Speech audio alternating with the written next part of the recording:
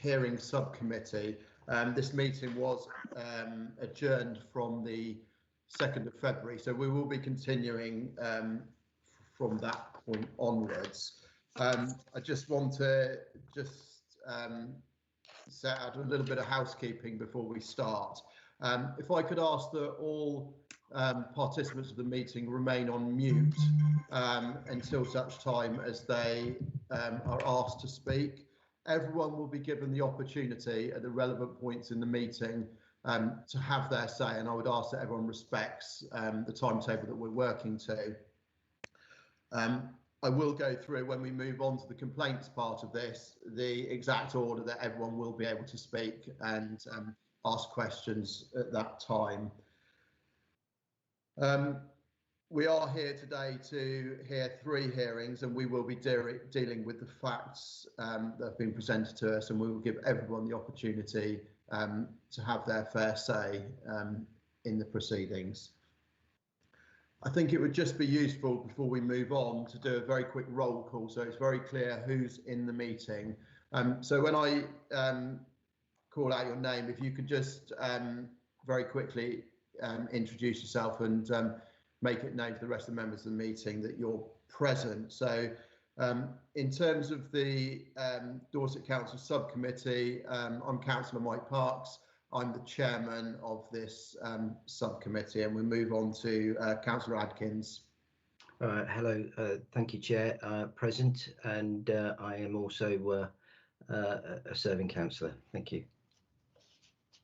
And Councillor Trite. Thank you, Chairman. I'm a member of this team, and I represent Swanage on the Dorset Council. Thank you. In terms of Dorset Council officers, Jackie. Good morning, Chairman. Jackie Andrews, Service Manager for Dorset Council, and for the purposes of the hearing today, I was appointed Investigating Officer. Thank you. Grace. Thank you, Chairman. Grace Evans, I'm Head of Legal Services and Deputy Monitoring Officer for Dorset Council. Susan. Good morning, everybody. I'm from Democratic Services and I'll be taking the minutes today. Thank you. And last but not least, Darren.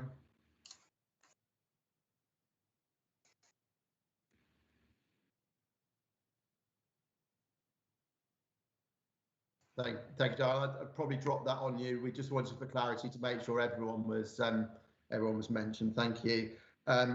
In terms of Shaftesbury Town councillors, I believe we have Councillor Tippins. Yes, Councillor Tippins, I'm here, thank you. Thank you. And Councillor Yeo?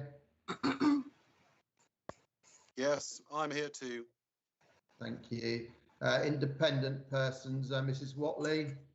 Yes, I'm here. And Mr. Powell? Yes, good morning, Chairman. I was asked to consider complaint 013 and 023.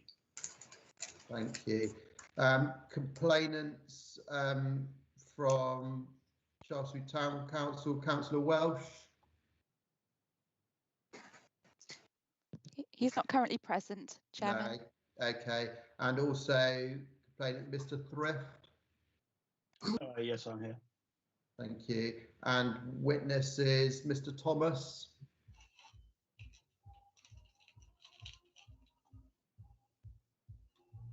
Mr. Thomas, could you unmute, please? Yeah. Okay. Thank you. Yes, I'm here, Chairman. Councillor Welsh? Thank you. Sorry, did I hear Councillor Welsh was there? Yeah. Okay. And also Mr. Thrift? Yes, I'm here. Yeah. And witnesses Mr. Thomas? So we've got a bit of feedback at the moment. Mr. Thomas, could you unmute, please? Yeah. Thank you. Yes, I'm here, Chairman. Councillor Welsh? Thank you. Sorry, did I hear Councillor Welsh was there? Sorry, could Mr. Thomas just mute his microphone again, because I think the feedback is the live stream. Is that better? Yeah, I think we're there. I could suddenly hear myself again somewhere, and it was, yeah, okay, great. Okay, so I think we've got everyone. Is there anybody I've missed? There's Mrs. Carol Coffin who's present, Chairman.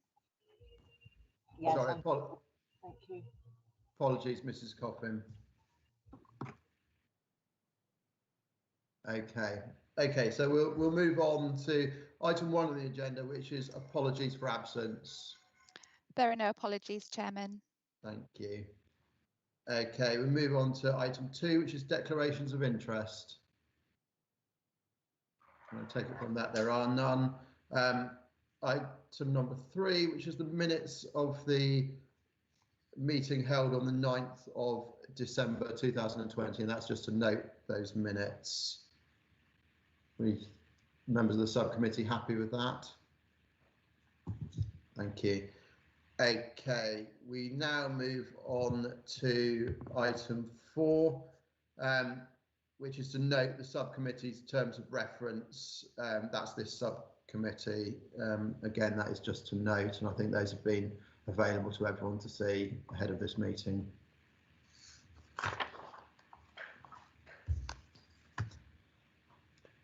Okay, we move on to item 5, which is to note the Shaftesbury Town Council Code of Conduct and Bullying and Harassment Policy.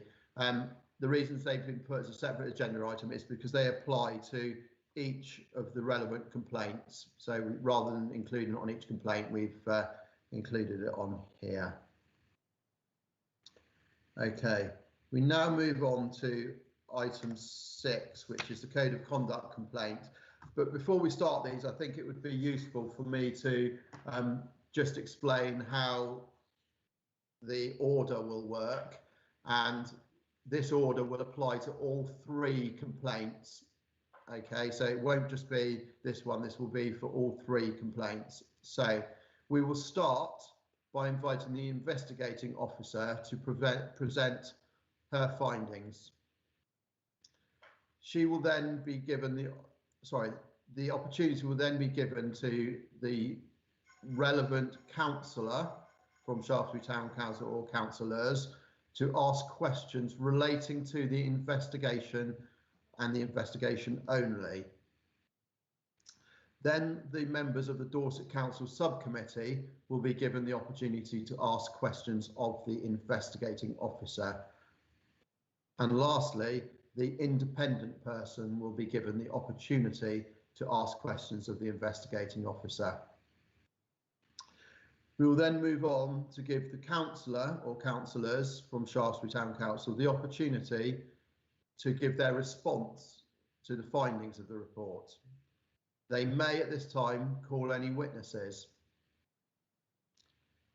They will then be asked questions, or there will be the opportunity for questions to be asked by the investigating officer, followed by the complainant, followed by members of the Dorset Council Subcommittee, followed by the independent person, and then we will then, once this procedure has taken place, we will then move we exclude the public and press, and we move into a closed session to make the decision regarding the complaint. We will then come back into the public meeting to give our decision based on that. Okay, are there any questions about that process before we move on? Yes, I've got one. Councillor Yeo speaking. Councillor Yeo speaking. Very important question. Can you confirm that all the councillors who are deciding whether we're guilty of breaching the Code of Conduct today, can you confirm that all of them have watched the videos from each of these meetings in their entirety? Because at the pre-hearing, we had the amazing instance where councillors were saying they hadn't even watched the evidence. Right, I can assure you that all 3 of us have watched the videos more than once, so both videos, and we have read the extensive pack related to all 3 complaints. So everyone who's deciding has watched all the videos completely all the way through? Correct. Thank you. Okay. So, Chair, can I ask a question? yes. And this is Councillor Tippins. you've actually stated that the bullying and harassment policy applies to all of the complaints. I know that there's been a number of emails sent from my solicitor to Mr. Mayor stating that the bullying and harassment policy is flawed. It is not relevant to the Localism Act and the Harvey versus Ledbury case. So I'm surprised that the investigating officer and yourselves have applied a flawed policy to this process. And I'd like to make another statement or a question, is why are the documents that we've received, the conclusions, why is there no legal content? So we've actually had two solicitors looking at the conclusions, and they've confirmed that there is no legal content. It's just the opinions of Mrs. Andrews, but it's actually not related to the legal content that we operate in. So there's the two questions. Flawed, why is there a flawed policy, and why is the code of conduct conclusions not based on the law? So in terms of the legal response, I will get Grace to respond to that. However, I believe all of your things have already been replied to outside of these meetings. Not satisfactorily.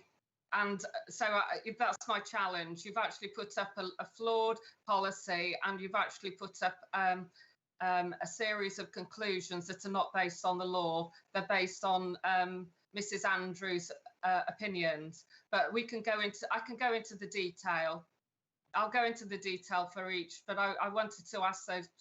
I think if you want to go into the detail when you give your responses to each of the complaints, we will listen to everything you have to say. I don't know, Grace, whether you want to respond specifically around the legal challenges that have been put into the monitoring officer. I can give you two brief responses now. The bullying policy was included in the pack for completeness because it has been referred to in the complaints received, but it is then referred to also in Mrs. Andrews' report, and she makes comment in her report on whether she feels the policy is relevant or not. And in terms of the second question, which is about the content of the investigating report, the report is simply that, an investigating report. It is not a final decision. The decision is for you as a subcommittee today. Thank you. Okay, we will move on now to the actual first complaint, which is complaint number 0820. And just to point out that part of this complaint today was already dealt with. So today we are only dealing with the allegation that Councillor Tippins sat with her back to the presentation. The other parts alleging aggression by Councillors Tippins and Yeo were dismissed on the 9th of December. So I'll now hand over to Mrs. Andrews as the investigating officer. Thank you very much, Chairman. And my initial comments you've actually already addressed, which was to say that the videos and minutes have been supplied to the members prior to the hearings today. So you've all had an opportunity to review those. With regard to the first complaint before you today, I wasn't asked to investigate this until June of last year due to the council prioritising its work in responding to the coronavirus pandemic.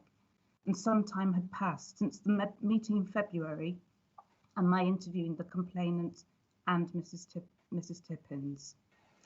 The allegation was that during a presentation by a guest speaker to the full council meeting on the 18th of February 2020, at no time did Councillor Tippins look up at the presentation and sat with her back towards it. A copy of the minutes of the meeting to which the complaint refers have been provided to you, and I'd ask you to note that this meeting wasn't live streamed nor recorded. as we weren't operating under the temporary regulations preventing face-to-face meetings as a result of the coronavirus pandemic. As you'll see from my report, I interviewed both the complainant and Councillor Tippins in respect of this allegation, and the detail of the interviews is contained within the report, so I don't intend to go through those in any detail, but I'm very happy to answer any questions you may have.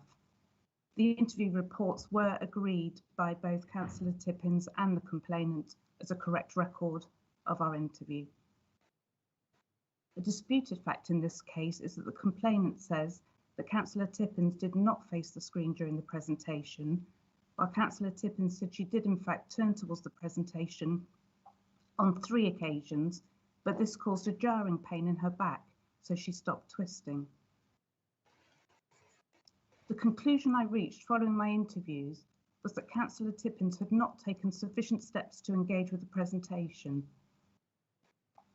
From our discussions, it was clear that Councillor Tippins questioned whether the presentation should even have been given to the Town Council in a formal meeting, as she felt it was merely for information and should not have formed part of the Town Council's agenda. She stated this on a number of occasions, which I perceived demonstrated a disinterest in the topic. The scheduling of the presentation is not an issue for me to comment on, as it's not relevant to the complaint. Whilst I appreciate that the seating was pre-arranged by officers, and some councillors did have their back to the screen, as a matter of common courtesy and good manners, I would expect any councillors unable to turn to view the screen easily to take steps to enable them to do so. Councillor Tippins could have moved to a position so that she was facing the screen, or at the outset could have indicated that while she was unable to turn to view the screen, she would be listening to what was said. Her reasons for not doing so were not, in my opinion, credible, in that she said she didn't feel able to interrupt the meeting to say she needed to move. In conclusion, I believe that Councillor Tippins was in breach of the Code of Conduct by failing to treat the presenter with respect. Whilst the complaint was not made directly by the presenter, the issue is the perception of anyone viewing the meeting and Councillor Tippins' conduct and how this might impact on the reputation of the council. In her statement, Councillor Tippins, I quote, felt that it was difficult to see how not paying attention to a particular item on an agenda could ever be regarded as a breach of the Code of Conduct.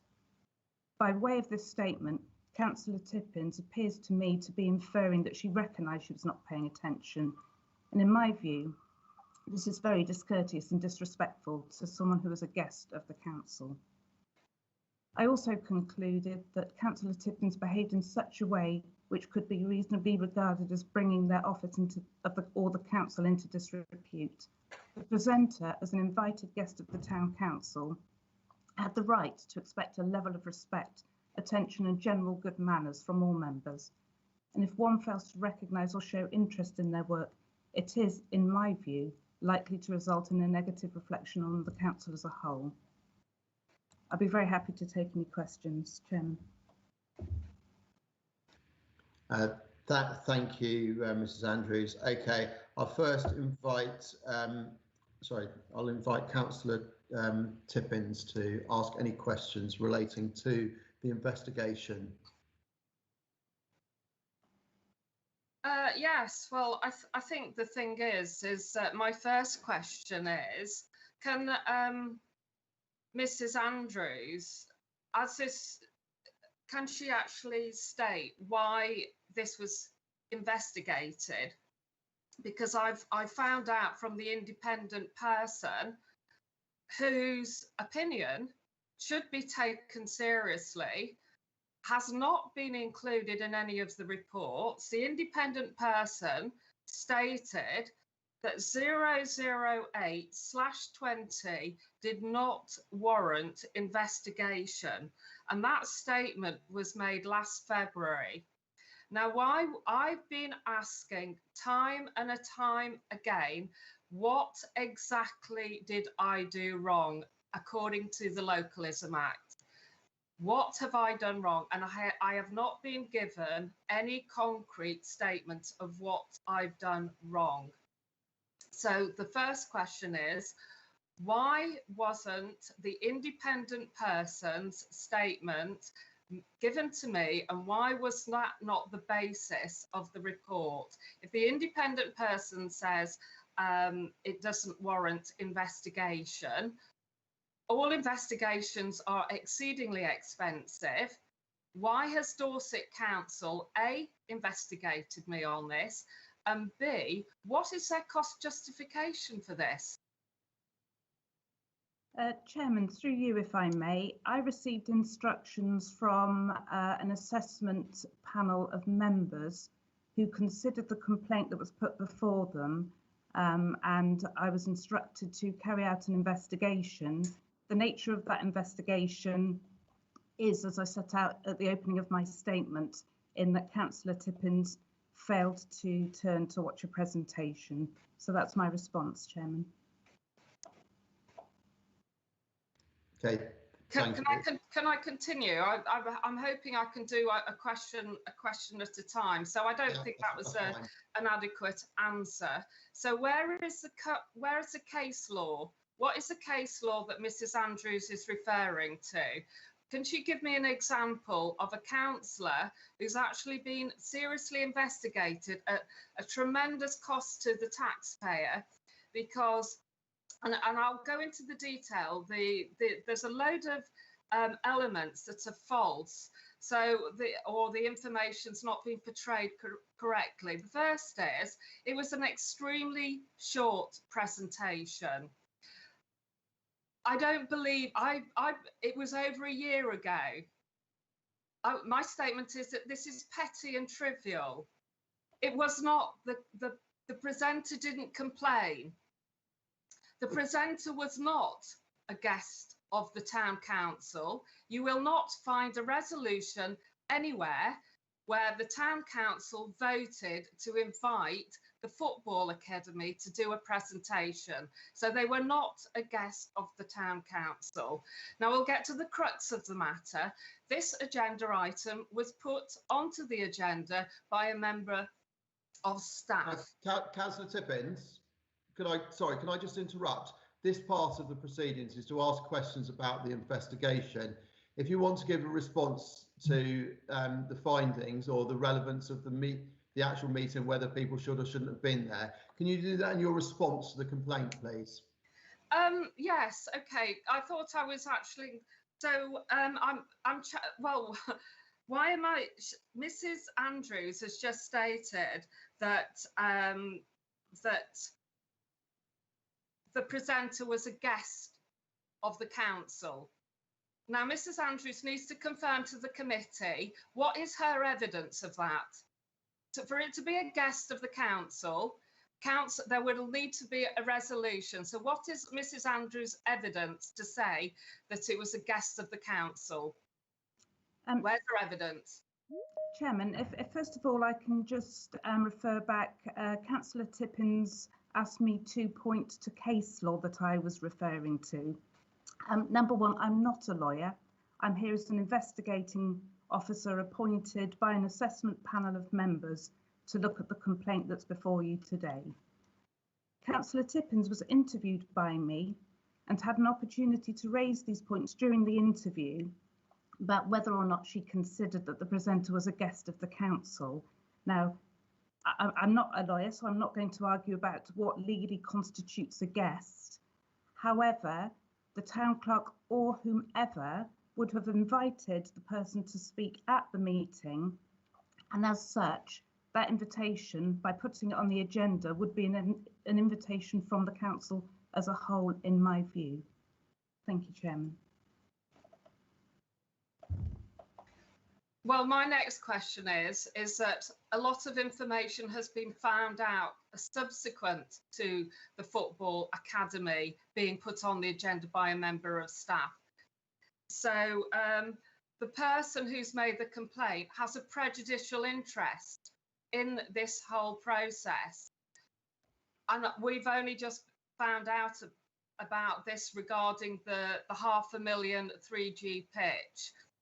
So my challenge has always been Why wasn't this seen as being a vexatious complaint, especially when the complainant has a prejudicial interest where I didn't, at the time of, which was a year ago, I did not know why the Football Academy was on a town council agenda.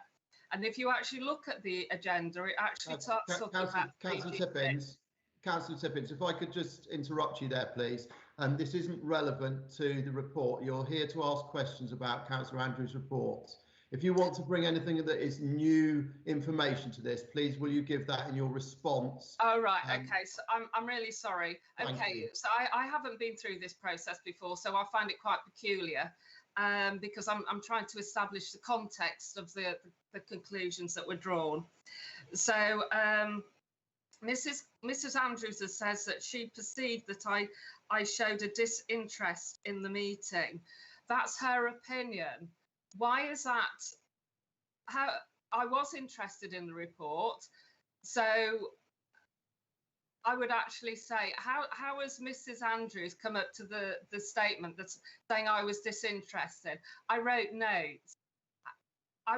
There were about 4 councillors that were placed by staff with their backs towards the screen. Why have I been picked on? Why is this? They all turned their backs to the screen to write notes, just like I did. It was over a year ago. I turned around a lot more than 3 times because I had to twist one way to see the presenter and the other way to see the screen. I was interested. I wrote copious notes. I'm very, very interested because I really could not work out what the town council was getting involved with the Football Academy. So on what basis is Mrs. Andrews allowed to say that her opinion, that she perceived that I showed a disinterest, because that's not true. She's made a statement that's factually incorrect. Thank you, Chairman. Through you, if I may, the reference to Councillor Tippins turning round 3 times is just quoting what Councillor Tippins told me in our interview. And that is in the statement that Councillor Tippins signed as a true and correct record of our discussions. And Councillor Tippins is absolutely correct. My conclusion is my opinion in respect of the complaint having undertaken interviews. And the hearing today is to enable you, that you members of the panel, you councillors, to determine whether or not you agree with my conclusion, which, as Councillor Tippins says, is my opinion formed following discussions with both herself and the complainant. Thank you, Chairman. I'm sorry, Chairman. I'm afraid Mrs. Andrews hasn't answered the question. Why was I picked on? 4 councillors had their backs to the screen. They all turned around to write notes. It was a very, very, very short presentation. It was a matter of minutes long. This is something that Mrs. Andrews' report has not highlighted. It was a very short presentation. There were 4 councillors with their backs to the presentation. We had to have our backs because all our papers were in front of us.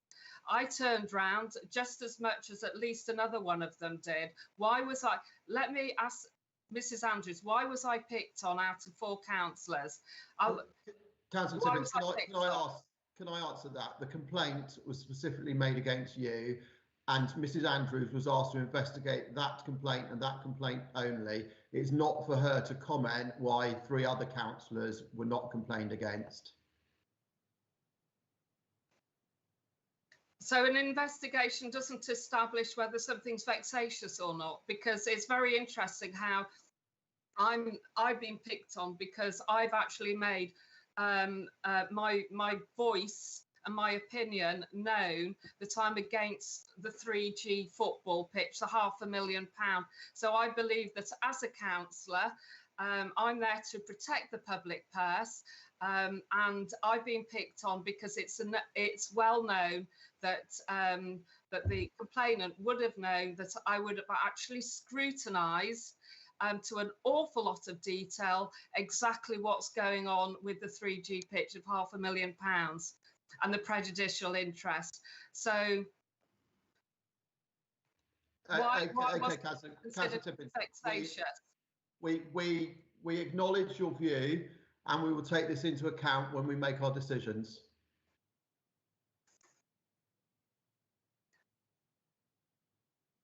Right, my question is, how can the fact is that there was over a 3-month delay before the meeting, and myself finding out that this complaint was even lodged.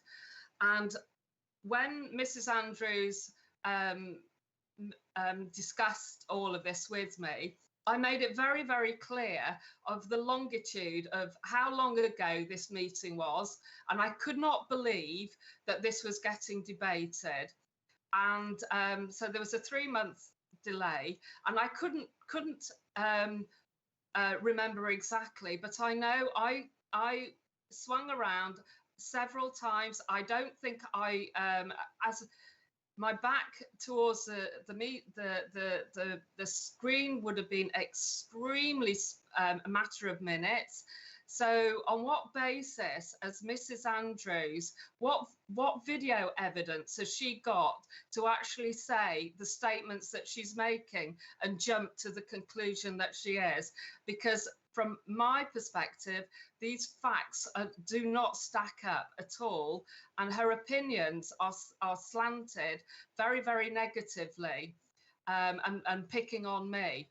So where is her evidence that I had my back to the screen for a matter of minutes? I mean, how long is unacceptable? Because it was only a matter of minutes. So on what basis has all of this been based on? How long did I have my back towards the screen, Mrs. Andrews?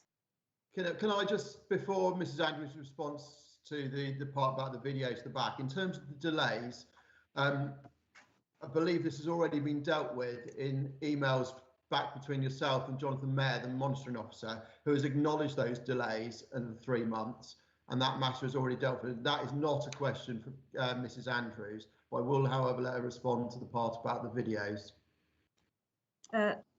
Thank you, Chairman. As I stated at the outset, this meeting was not videoed or live streamed because we weren't operating under the temporary restrictions that we are now working under as a result of the pandemic. During my interview with Councillor Tippins, when I asked her, did she sit with her back to the screen? Because that's the purpose of the interviews, is to hear both sides of the story, as it were. Councillor Tippins told me that she had turned 3 times, that she found she had excruciating pain in her neck. Councillor Tippins has signed off this statement as a true and accurate reflection of our meeting. Obviously, as investigating officer, my role is to give you my perception of my investigations. And my perception is that to sit with your back to a presenter without indicating that you can't face the screen because it's too painful for you is generally discourteous. And obviously it's for you as members to decide whether you agree with that finding or not. Thank you, Chairman.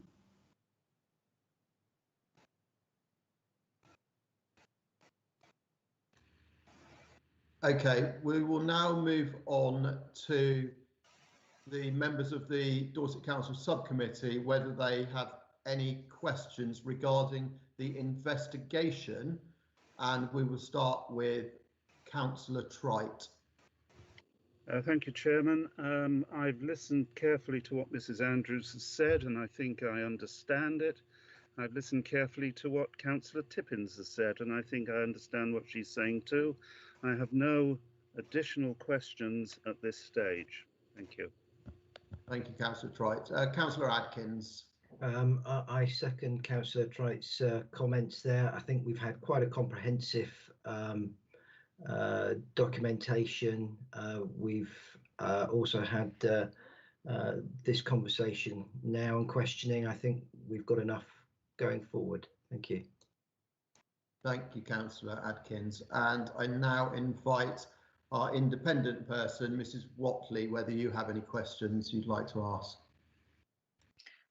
Thank you, Chairman. No, I've read and understood Mrs. Andrews' report and obviously listened to what Councillor Tippins has to say. In addition, she wrote a very detailed email to me, so I think I have all the information I need. Thank you. Thank you very much. We now move on to give yourself, Councillor Tippins, the opportunity to respond to the complaint that's made against you.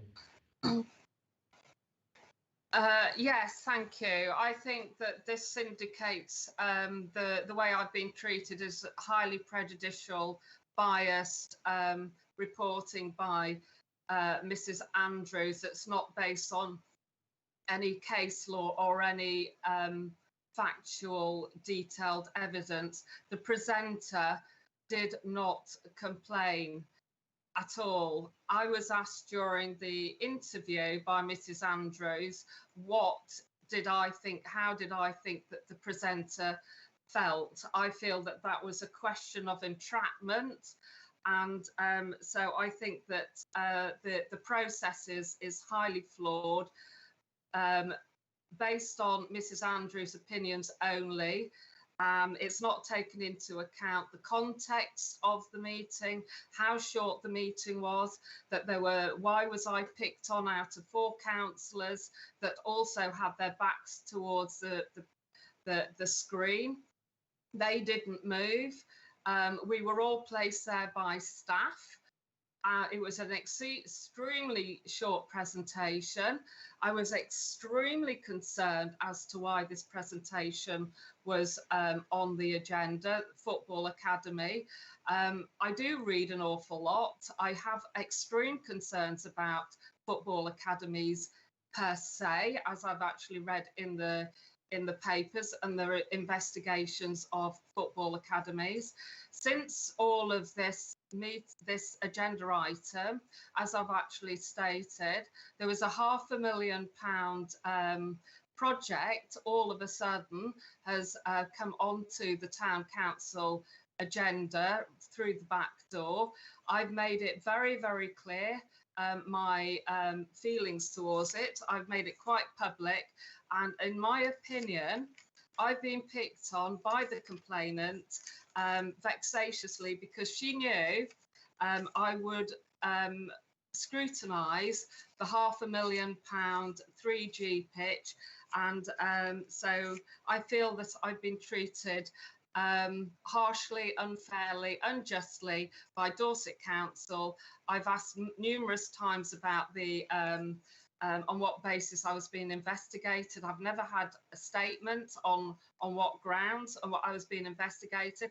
I think it's horrendous that I wasn't given the independent person's report, and that I had only just, I received it on the 17th of February 2021. The meeting that we were talking about was the 18th of February 2020. So I found out nearly a year later that the independent person who's there, I view the independent person as a person to protect the councillor, from prejudicial treatment. The independent person has stated quite categorically that that the 008/20 did not warrant an investigation. So I think that I don't have anything more to say other than I feel that I've been treated very unjustly by Dorset Council. Okay, thank you for your comments, which we note. If I could ask whether there are any questions to your response, and I'll start with the investigating officer, Mrs. Andrews.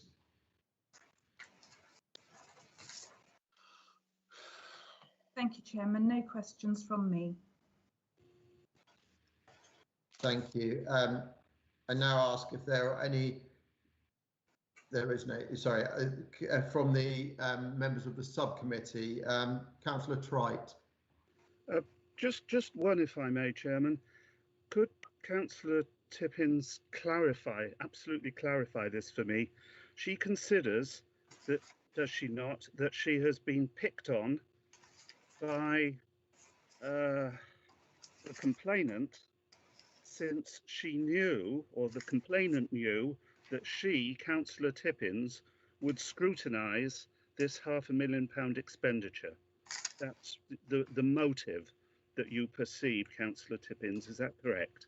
Yes, when I was a councillor before, the same person put in a complaint, or the family put in a complaint against me. And since this complaint that has been investigated now, the same complainant has put in yet another one. So, and it's all surrounding this £500,000 3G pitch, which I think that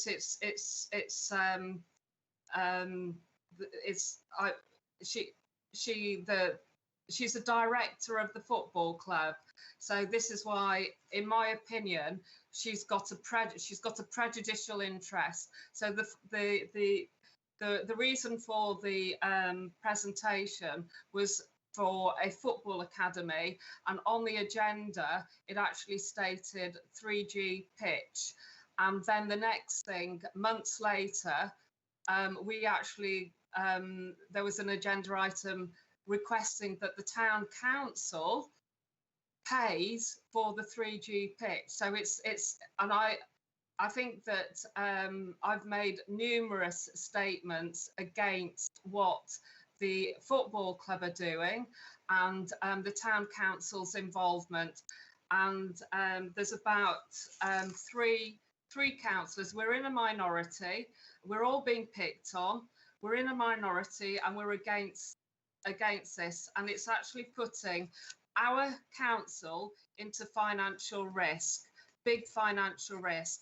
So the town clerk put the general reserve without our authorisation down to 62,000. So it's going right against financial regulations. So this is the third time I've been elected back onto the council. I'm well known for scrutinising everything, doing an awful lot of research. I think, Councillor Tippins, this really isn't relevant and has gone over beyond what Councillor Triton had asked. Okay, so we will move on. Councillor Triton, did you have any other questions? No further questions, Chairman. Thank you. Thank you. Councillor Adkins, do you have any questions? No questions. Thank you, Chair. Okay, thank you. That concludes everything we need to hear from for this investigation. So I now move that or propose that the council exclude the public and press. Just 1 minute. I've not spoken yet. Councillor, who's Councillor that? Tippins' witness. Sorry, who's that? Sorry. Councillor Yeo. I'm Councillor Tippins' witness. Okay. Well, I was at this meeting. Excuse me. I don't believe you were a witness. I'm just going to take some advice from our legal officer. Thank you, Chair. Councillor Yeo to be a witness because. Thank you, Chair. Thank you, Chair. We haven't had any advance notice of Councillor Yeo being asked to give witness evidence on behalf of Councillor Tippins. They were invited to do so in letters that were submitted to them in December and January, but there's been no witness statement received from Councillor Yeo and no indication that he would be giving witness evidence today. Well, I'm doing it now, and I'd like to speak. I was there, and I need to speak up for the truth of what happened on this meeting. Councillor Yeo, you have heard the legal advice we've been given. You are not a named witness. You have not given notice that you are going to be a witness, nor has Councillor Tippins. We will therefore not hear from you in this part of the proceedings. Well, that's therefore, Councillor Yeo, could I respectfully ask that you mute your microphone? We will now move. I propose that we move to a private session excluding the public and press. And could I have a seconder for that, please? Seconded, Chairman. Thank you. All those in favour? That's unanimous. Okay. We will now move into a separate meeting room. Could I ask that everyone else remains in this room, and we will come back into this meeting once we've concluded our session. Thank you.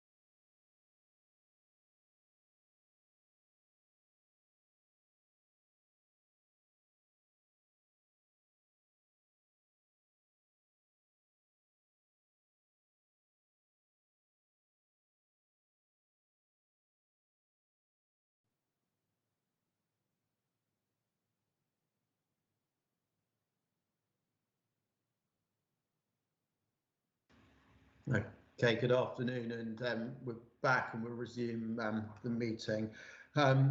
Before we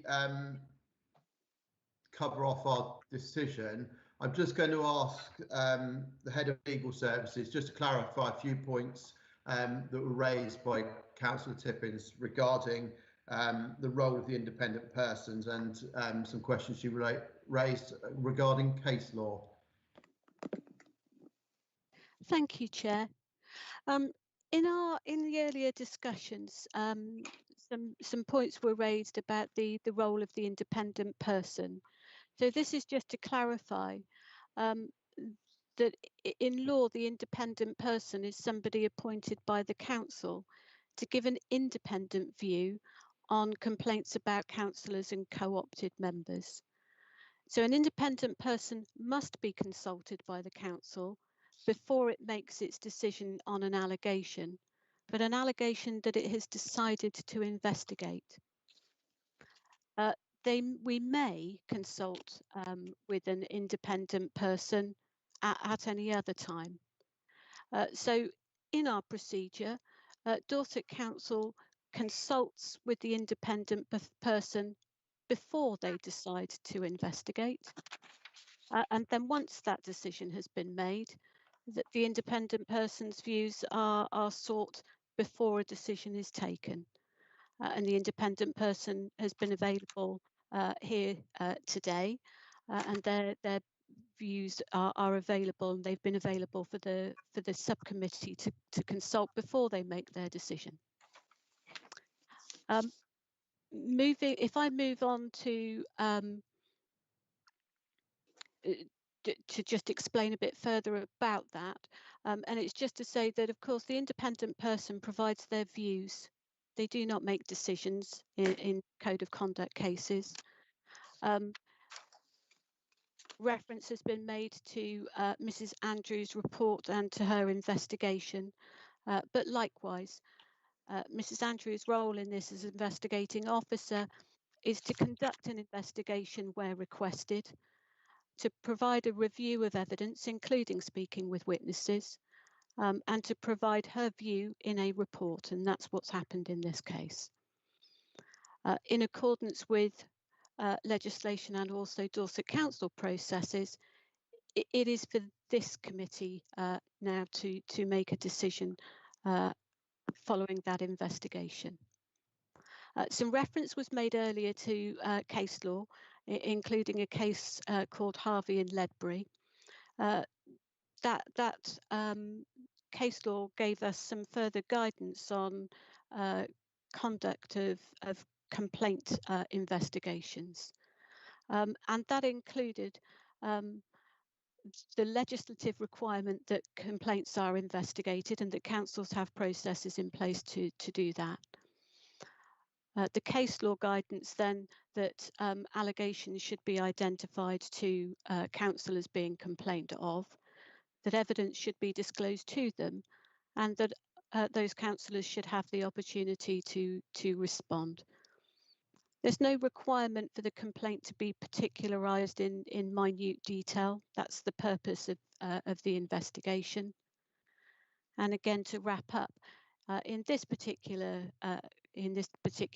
case, details of the complaint have been provided to the councillor.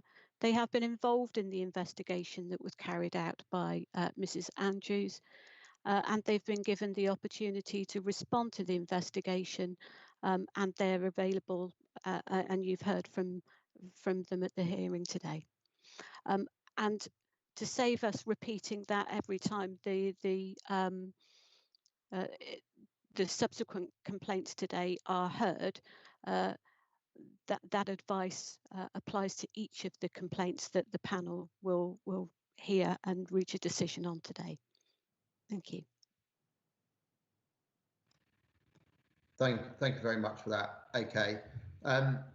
Before I explain our decision, I just want to point out to everyone present that this is the final decision. There is no right of reply and no right of appeal to Dorset Council. So moving specifically on to what we've heard today, The members of the subcommittee have reviewed the papers that were provided in the packs ahead of the meeting. They've listened very carefully to all the comments that have been made today by all people taking part in the complaint. We feel that irrespective of the background, any visiting member of the public and other councillors deserve to be treated with respect. This is detailed in section 2.1b of the Shaftesbury Town Council Code of Conduct, and feel that Councillor Tippins felt somewhat short of what should have been expected, and therefore also breached section 2.2g of bringing the council into disrepute. The subcommittee decides that an informal resolution is appropriate and proportionate to this complaint, and therefore requires that Councillor Tippins writes a formal letter of apology to the person from the football club giving the presentation. Thank you. We will now move on to item 7 on the agenda, which is the second code of conduct hearing, section number 013/20. And I invite the investigating officer, Mrs. Andrews, to open this. Thank you, Chairman. As you say, the next complaint before you today is a complaint by Councillor Welsh, who makes an allegation that Councillor Tippins and Yeo were in breach of Town Council policies during the full council meeting on the 14th of April.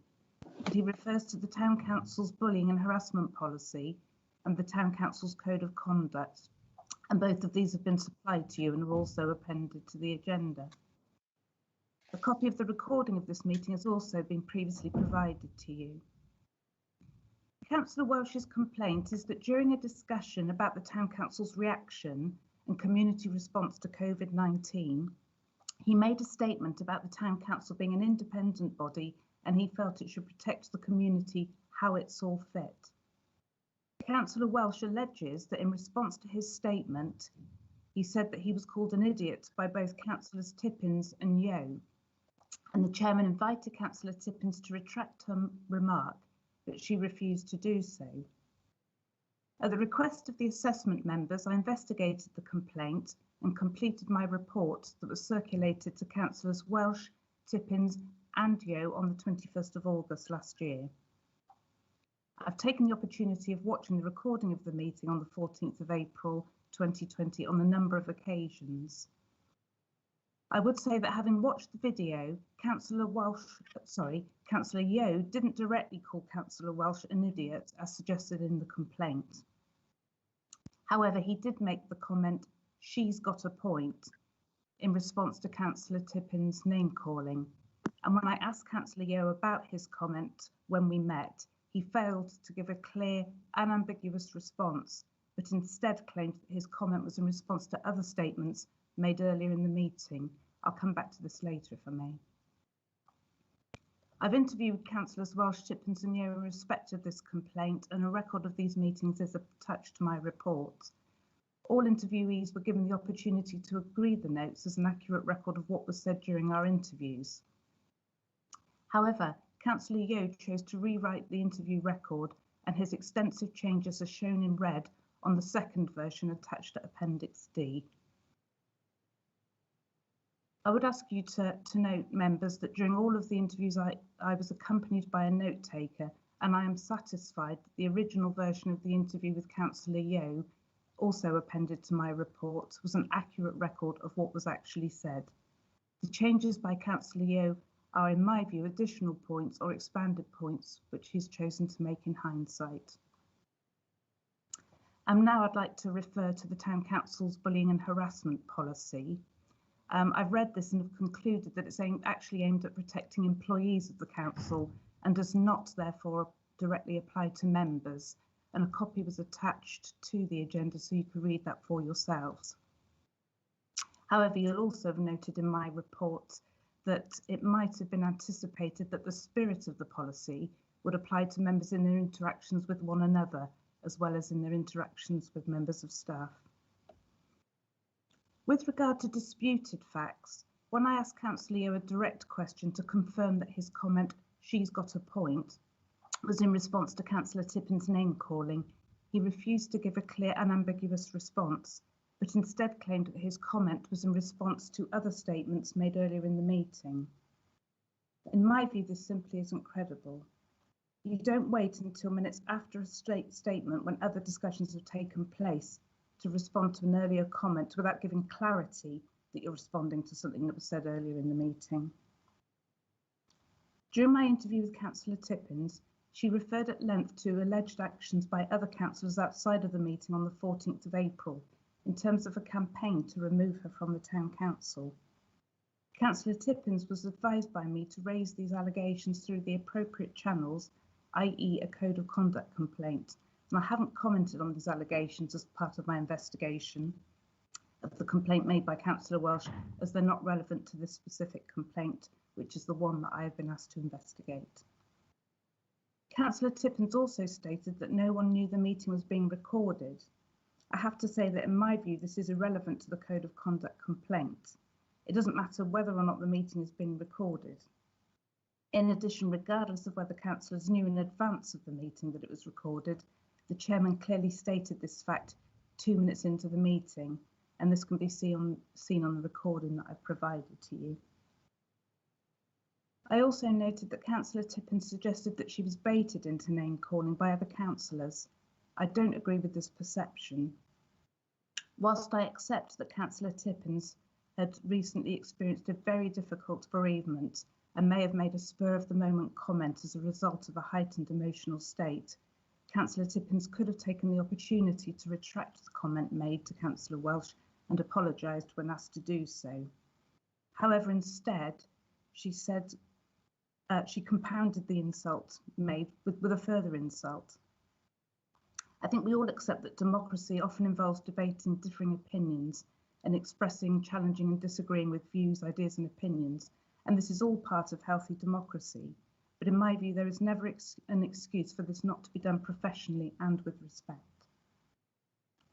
Councillor Tippins said that other councillors were allowed to shout at her throughout the meeting. I've watched the recording of the meeting, as I'm sure you have too, on a number of occasions. And whilst councillors did ask challenging questions of Councillor Tippins, there was only one point when Councillor Hollingshead did shout at Councillor Tippins, calling her a liar. I would add at this point that I noted that at the next full council meeting on the 2nd of June, which you also have a copy of, Councillor Hollingshead made a public apology to the council for his comments. Councillor Tippins noted that in the complaint by Councillor Welsh, he had indicated that he was willing to accept an apology, and Councillor Tippins was of the view that he could have diffused the situation if he had simply asked for an apology rather than supporting a vote of no confidence against her. I would suggest that equally Councillor Tippins could have diffused the situation by offering an apology to Councillor Welsh before he was compelled to submit a complaint of an alleged breach of the Code of Conduct. In conclusion, Chairman, I'm of the view that both Councillor Tippins and Councillor Yeo have breached the Code of Conduct, failing to treat other councillors with respect. The name calling by Councillor Tippins was childish, unprofessional and wholly disrespectful. Whilst in my opinion Councillor Yeo's breach was mild as his comment was less direct, it still demonstrated a lack of respect for a fellow councillor.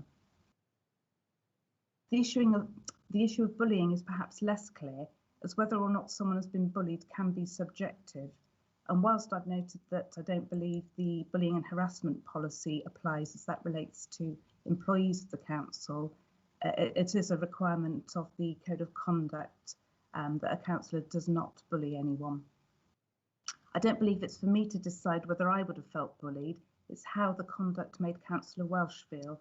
And during our interview, he indicated that he felt humiliated and offended, and that the comments had adversely affected him. To end, Chairman, I'm also of the view that both Councillor Tippins and Councillor Yeo have behaved in a way which could reasonably be regarded as bringing their office into disrepute. The fact that the meeting became the subject of an article in a number of national newspapers demonstrates that the impact was far-reaching and, in my view, is likely to lower the public's expectations and confidence in its elected members at Shaftesbury Town Council. I note that Councillor Tippins issued an apology to Councillor Welsh on the 25th of August, a copy of which has been provided to you, Chairman, and members of this meeting, but this was after I had completed my investigation and finalised my report and circulated it to all those who I had interviewed, so my report does not reference this apology. Obviously, the complaint also referred to Councillor Yeo's conduct, and I'm not aware that he has issued an apology. Thank you, Chairman. Thank you very much, Mrs Andrews. I'm now going to invite both the councillors named in this complaint to ask questions, and I must remind you this is questions about the investigation. It is not a response which you will be given the opportunity to speak to later on. And we'll start with Councillor Tippins. Yes. Okay, so it's all quite on a similar vein to the previous one. So this is quite significant.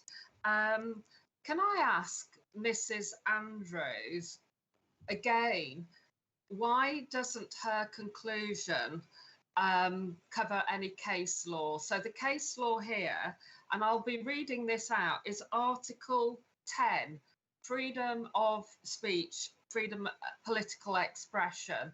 So why hasn't her conclusion contained my protected right under robust political debate? Chairman, through you, as I've stated previously, I am not a lawyer. I carried out an investigation as requested by the assessment panel. Is everyone getting feedback, or is it just me? Is there unmute? Can I just remind everyone to mute your microphone unless you are speaking, because we are getting feedback. I'm afraid I didn't hear Mrs Andrews' response. Could she repeat that, please? Absolutely. Chairman, I'll repeat what I said in response to the same question in the earlier complaint. I am not a lawyer. I have not written a legal document.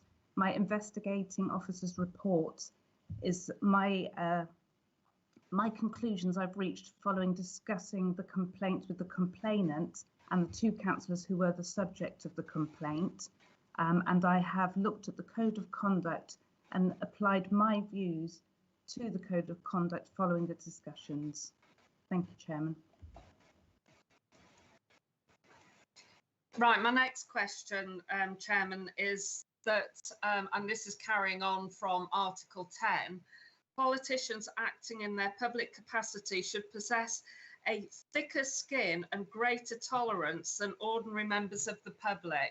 Can Mrs Andrews say why she has not stated that in her conclusion? Because this is case law, that her conclusion should be based on case law.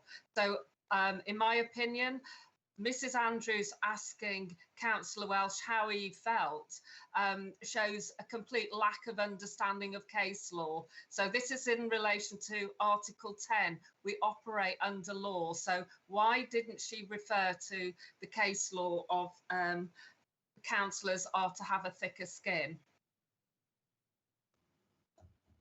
Chairman, do you wish me to respond with the same response I gave previously? I am not a lawyer and I am not required to take into account case law when undertaking an investigation under the Code of Conduct.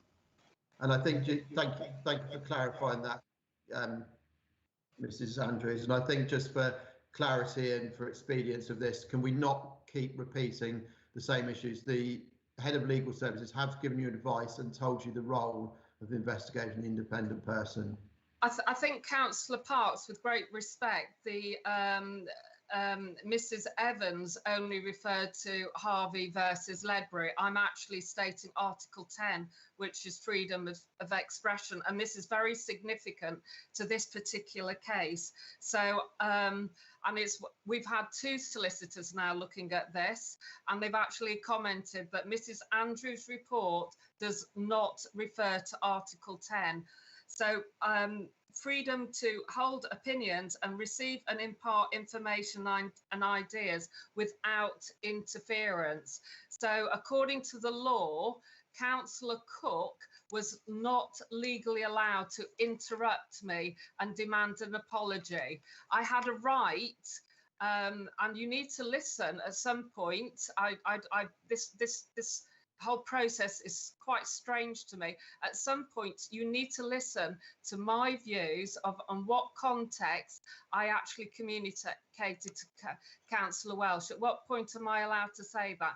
Am I summing up? That's correct. That's in your response to the complaint.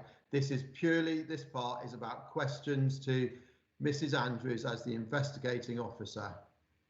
Right. So, me to respond to Councillor Tippin's question. Whilst I'm not a lawyer, I absolutely appreciate that Article 10 has the right of expression.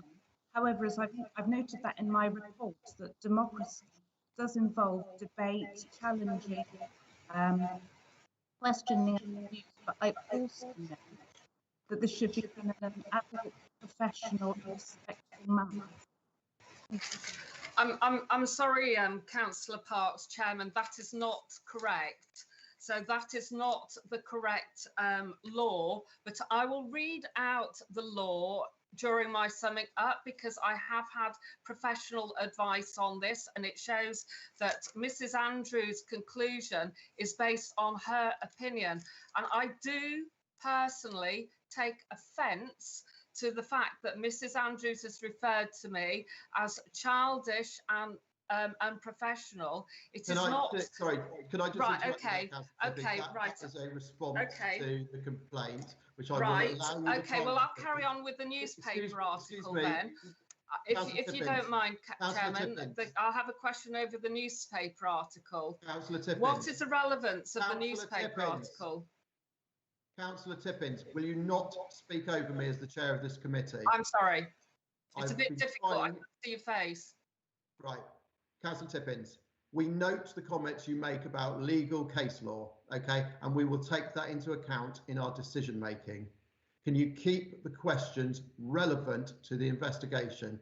And would you also turn your microphone off when you are waiting the response, because we are getting feedback from you? Thank you. We can move on.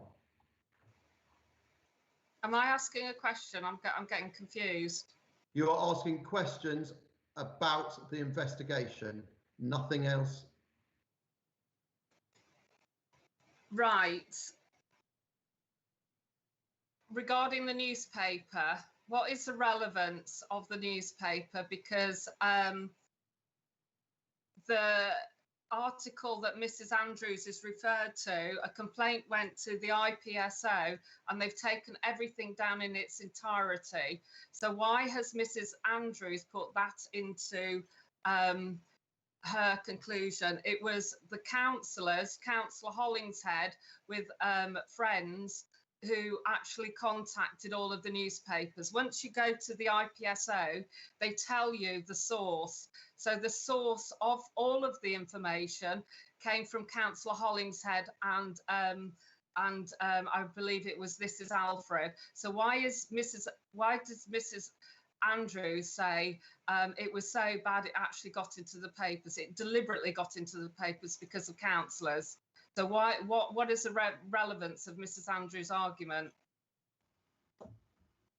Chairman, through you, I've looked at the Code of Conduct and the standards that are expected of councillors, and the relevance of the report in the national newspaper is that I was trying to show that the actions were far-reaching, and one of the Code of Conduct requirements is that you don't behave in such a way as to bring your office or the council into disrepute. And by referencing the fact there had been national coverage was just to demonstrate the far-reaching impact of what may have seen a very quick comment by Councillor Tippins. Thank you, Chairman. I'm sorry, Chairman. Can Mrs. Andrews please comment on the fact that after the IPSO complaint, that the paper recognised that it was factually incorrect. They hadn't corrected the sources and they've taken it down into its entirety. So what is and that it was sent by councillors. So aren't they putting the council into disrepute? Chairman, whether or not other councillors have brought the council into disrepute is not a matter I've been asked to investigate. I didn't give detail of the nature of the national press references, but merely to demonstrate the far-reaching impact of the actions of Councillor Tippins at the meeting that I was asked to investigate. Okay, my next question is related to the independent person yet again. Mrs. Andrews and no one from Dorset Council gave me any information regarding the independent person until the complaint went forward from Councillor Yeo. Now, our legal advisors have actually stated that Dorset Council haven't followed process and put us into a disadvantage. Now, the independent person stated, and this is back in 30th of April 2020, that an informal apology should be made by Councillor Tippins. So this is the independent person yet again saying that the best way forward is not to go to investigation because it's extremely expensive, etc. Why did not Mrs. Andrews take this into account? Why is this not in the report? Why isn't this in the dossier? Because the independent person's statement is very, very important in the whole process because it protects councillors from prejudicial treatment. Chairman, thank you. If I may, through you, as mentioned in respect of the previous complaint, I am not the person who makes the decision whether or not something should be investigated. That decision was taken by a panel of members sitting as an assessment panel, who would have had the benefit of the independent members' views, I believe. My first involvement in this case was in June when I was advised that an assessment panel had asked that I undertake an investigation. So it was not my decision whether or not an investigation took place. I was merely appointed as investigating officer. Thank you, Chairman. Okay, Chairman, I've got another question for Mrs. Andrews. Your statement surrounding I wasn't baited is your opinion, and I believe them to be wholly false. So my question is to you. Councillor Hollingshead actually started the town council meeting on the 14th of April. He called me a liar 5 times. He leant forward and he was shouting at the meeting, and he actually stated statements like, so putting NHS staff at risk. Now, he hasn't apologised to me. The person who's complained about Councillor Hollingshead has made a statement, a witness statement. I'm not too sure when he's going to read that out, but his statement says that Councillor Hollingshead has not apologised to me and that it's not acceptable. So why is Mrs. Andrews making statements that are in her conclusion, which I've not been able to... Councillor Tippins, can I just interrupt you there? Can I just point out that this is not relevant to this investigation? The complaint against Councillor Hollingshead has been dealt with separately and a public apology has been given. You are not asking a question at the moment. Can you please keep this to questions related to Mrs. Andrews' report? Thank you. Yeah, sorry, Councillor Parks. I'm going to have to challenge you on that because Mrs. Andrews made the fact that the statement around Hollingshead in her summary. I've made notes of exactly what she said. So I'm going back and I'm challenging point by point of what she's actually stated. She's just stated about 10 minutes ago in her summary about Councillor Hollingshead, and I'm telling the committee that what she's actually said is factually incorrect. So why can't I challenge it now if she's actually said it in her summary? Can I just point out, if you want to challenge or make a defence against this, this is in part your second part. This is specifically about questions relating to the report. Well, Mrs. Andrews stated that in her opinion, I wasn't baited. She actually said that in her conclusion just now. So why can't I challenge her on that? Because it's quite obvious that I was baited. I had 3 councillors saying I was playing with people's lives and that I betrayed the town, and I had a councillor calling me a liar 5 times. Now, why can't I challenge her and say explain why she's making these statements when they're false? Councillor Tippins, it isn't a question. If you want to bring that up as your response to the complaint, you are more than welcome to do so at that point. However, this is not a question relating to the report. Right. With when during political debate and to be allowed to actually have a robust debate, the context of the statement must be defined. Why haven't I been able to define? Mrs. Andrews has not stated the context of why I called Councillor Welsh thick and an idiot. Why hasn't she done that? Because the context is very important. Chairman, if you wish me to reply to that, I can. In my view, it was the nature of the language used by Councillor Tippins, and I can't imagine, in my view, and yes, it is my view as an investigating officer, I can't imagine a scenario when it would be appropriate to call a fellow councillor an idiot and thick in a public council meeting. Thank you, Chairman. Okay, Chairman, can I actually say that it is not up to any government to censor or reprimand a councillor during robust debate. But I'm also going to ask Mrs. Andrews, why is it then appropriate for Councillor Hollingshead to call me a liar 5 times? He wasn't asked to apologise by the chairman. Why hasn't this? And this comes down to, I believe, the Dorset Council and Mrs. Andrews is treating me prejudicially. Councillor Hollingshead called me a liar 5 times, and he was not asked to retract his statement by the chairman. Why haven't you made that relevant? Why haven't you shown that I was treated differently in your conclusion on the 14th of April? Chairman, in both my report and my presentation, verbal presentation to you today, I have acknowledged that Councillor Hollingshead did call Councillor Tippins a liar. But he wasn't. Excuse me. Councillor Tippins. Sorry. I have also noted in the report that he apologised at the meeting of June 2020. I have not been asked by an assessment panel to investigate Councillor Hollingshead's conduct at the meeting. Thank you, Chairman.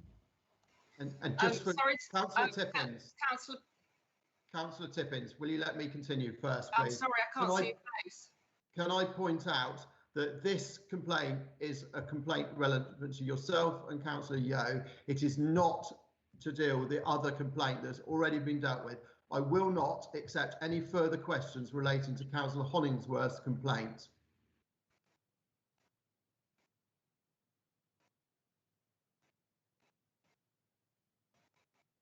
Do you have any further questions for the investigating officer, Councillor Tippins?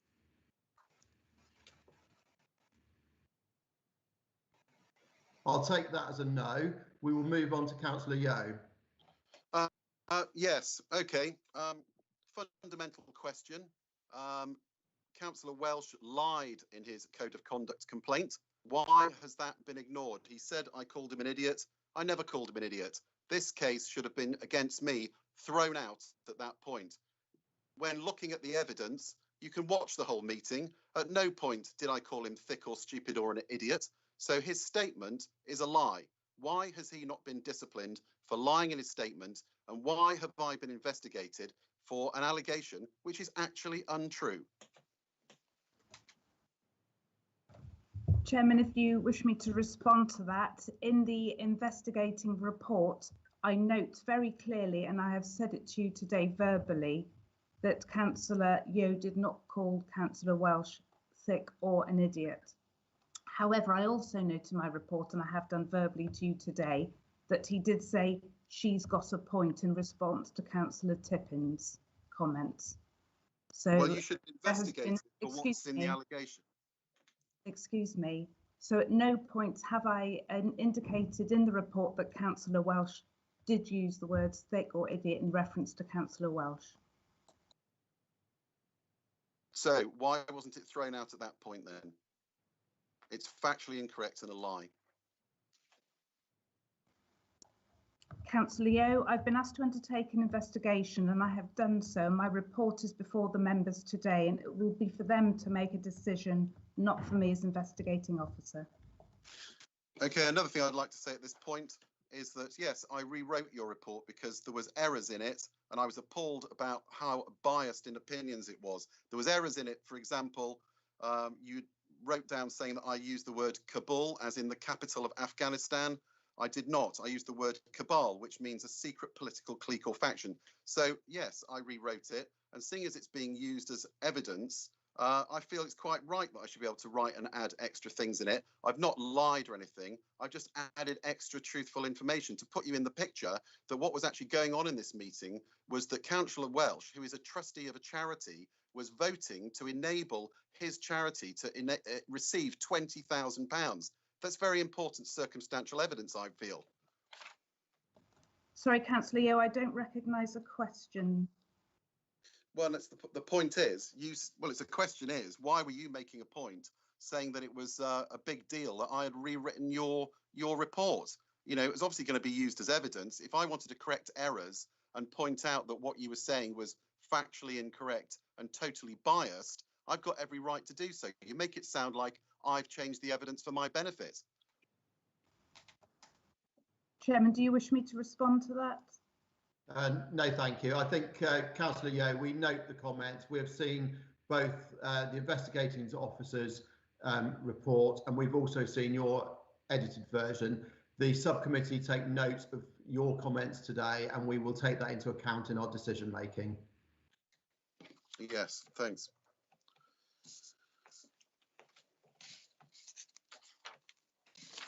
Councillor Yeo, do you have any further questions for the investigating officer? No, other than I just can't believe that we're wasting time investigating these trivial complaints. I think you've made that opinion very clear, and we take that on board. However, thank you for your participation. We'll now move on to questions from members of the subcommittee. Councillor Adkins.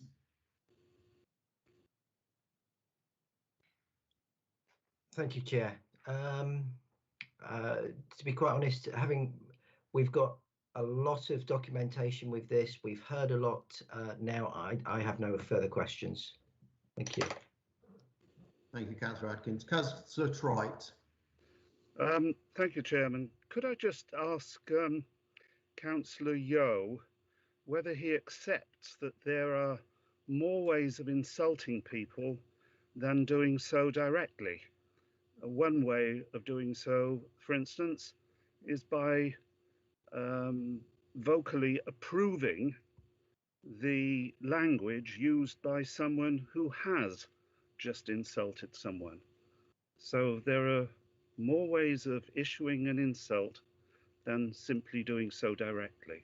Does he accept that? The question is, an allegation was made against me saying that I called him an idiot. I did not call him an idiot. Yeah, you've missed my point. But no, you missed mine. What we should be dealing with is what's on the charge sheet, not what somebody else thinks. I think we are dealing with what's on the allegation. No, we're not. He said I called him an idiot. I did not call him an idiot. Sorry, Chairman, this is out of order. Thank you, both of you. Are there any other questions? Councillor Trite. No, thank you, Chairman. Thank you. We'll now move on to offer the independent person, if they wish to ask any questions of the investigating officer. Mr. Powell. Thank you, Chairman. I have no questions at this point. Thank you very much. I now give Councillors Tippins and Yeo from Shaftesbury Town Council the opportunity to respond to the complaint that's been made against them. Which one would like to go first? Councillor Tippins. Yeah, I don't mind. Chair, Okay. go first. Yeah. Okay, you can go first, Councillor Tippins. Okay, so in summary, Mrs. Andrews' report has to bring into account Article 10. Article 10 is enhanced protection of expression, applies to all levels of politics, including local. And so basically under Article 10, in a political context, a degree of the immoderate, offensive, shocking, disturbing, exaggerated, provocative, polemic, colourful, emotive, non-rational and aggressive that would not be acceptable outside that context is tolerated. Now, the fact that Mrs. Andrew has not shown or emphasised the context of my statement is, to me, is showing a very prejudicial investigation. So, as Councillor Yeo has actually stated, Councillor Welsh was asking for a tremendous amount of money for his charity. A couple of weeks earlier, he was asking for 30,000 to go straight to a supplier for the purchase of an antibody test that didn't work. And they were going to set up a tent, and the Councillor Piers Brown was involved in this. They were going to set up a tent outside the hospital, and they were going to stop people going in there, and they were going to prick them, get blood out of them, and take tests. Councillor Tippins, this is not relevant. This is not about Councillor Welsh. This is your response to the complaint that's made about you and Councillor Yeo in the meeting. And I'm giving you the context. The context is that he was asking for £20,000 to purchase anything from anyone in any number of times without any scrutiny from councillors. That's what he was asking on the 14th of April. And he then went on to ask for money to go for his brother who works at Tesco's. So as I said to Mrs. Andrews, I voiced my opinion on the fact that he was asking for money, council tax money, to benefit either his own charity or his family member. I have actually given a code of conduct where I've actually said that he's actually had a prejudicial interest, and he shouldn't have actually spoken at that meeting, and he shouldn't have actually voted. Now, interestingly, that code of conduct has not been investigated. Councillor Tippins, all right, you again. Okay, I'll summarise. I have apologised.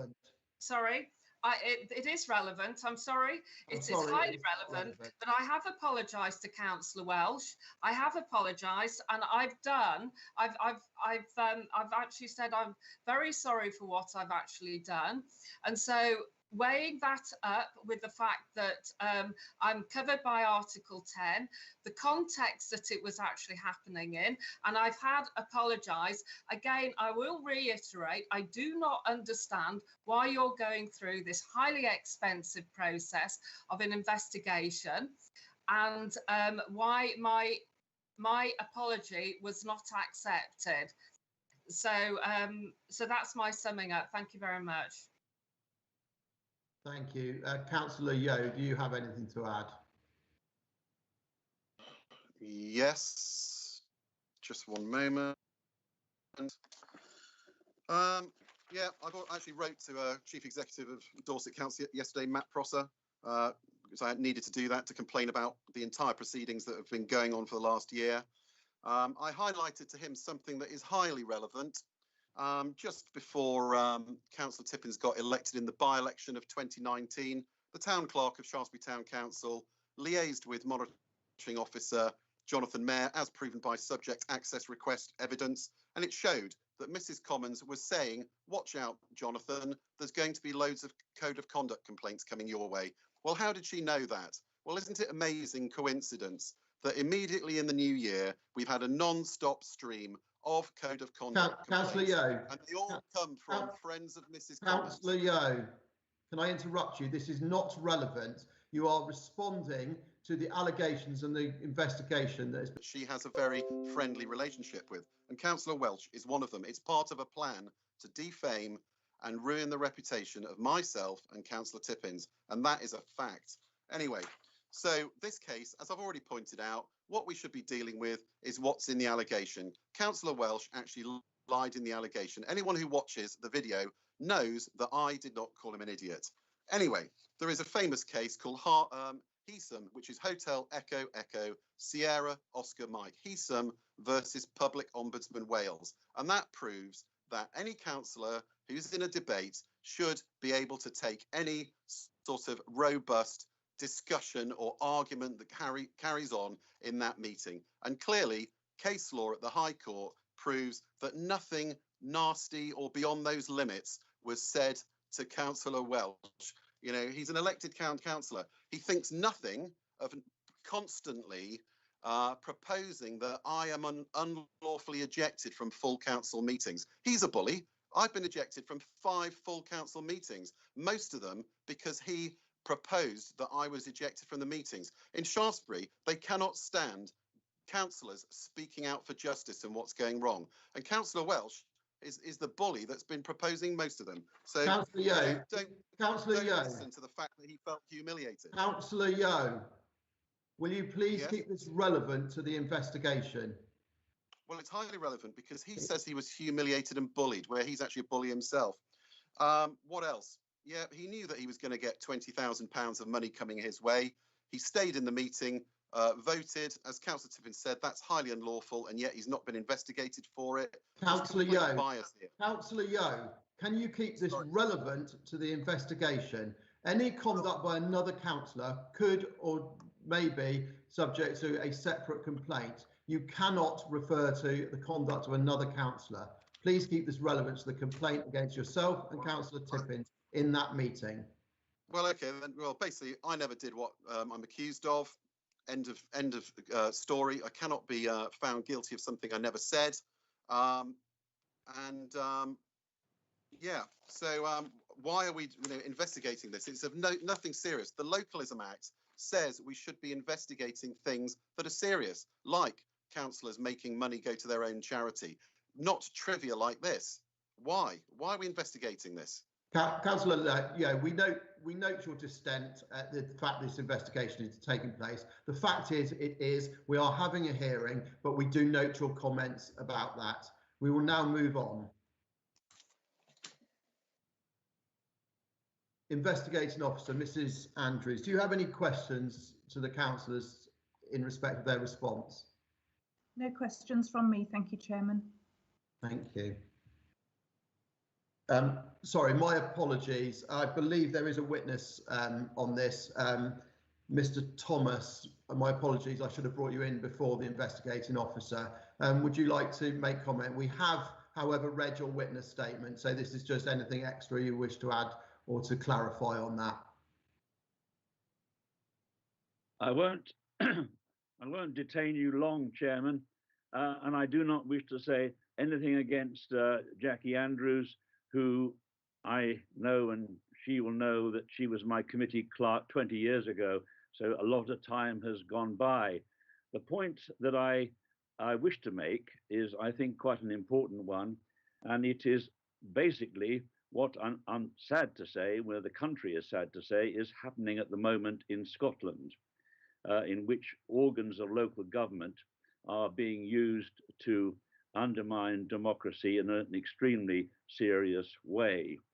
The real point of my witness statement, which I suppose could be taken in support of Councillors Tippins and Yeo, is that we have here 2 councillors who were properly and formally elected to the town council and who have been quite, in my opinion, improperly barred from any of the committees of the council. This was clearly manufactured. It has been manufactured by about 4 or 5 members of the town council, most of whom, and I speak as an apolitical person, most of whom are active members of the Conservative Party. And it is quite clear that there is an agenda at work here. So what I'm basically pleading for you to understand is that there is a serious element of improper behaviour at Shaftesbury Town Council. I notice Mr. Trite is shaking his head, so presumably I lost him already in this particular point.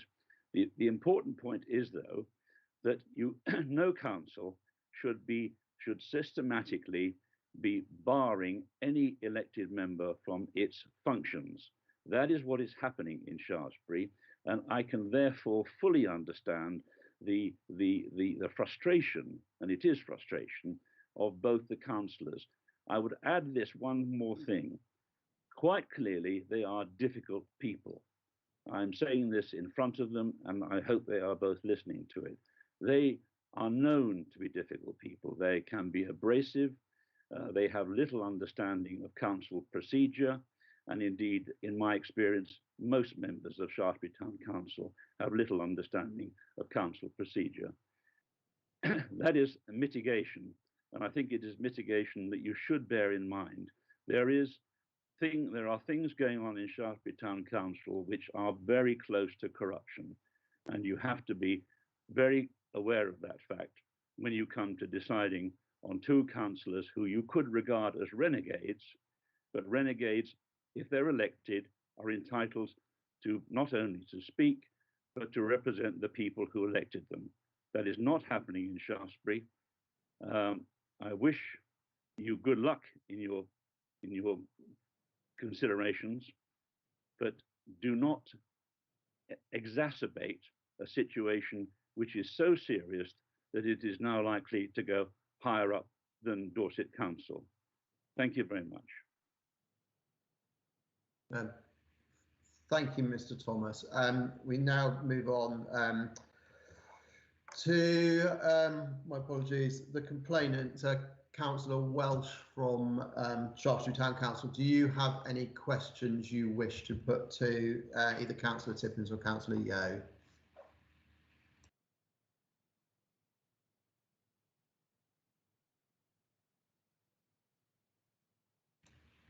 Is Councillor Welsh still in this meeting? Chairman, it's Grace. I don't think Councillor Welsh has joined the meeting. No, Chairman, I've just checked. He's not present. Thank you both for clarifying that. Okay, we'll move on to give opportunity for members of the Dorset Council Subcommittee the opportunity to ask any questions of Councillor Yeo or Tippins in their response. Councillor Adkins. No further questions, thank you. Thank you. Councillor Trite.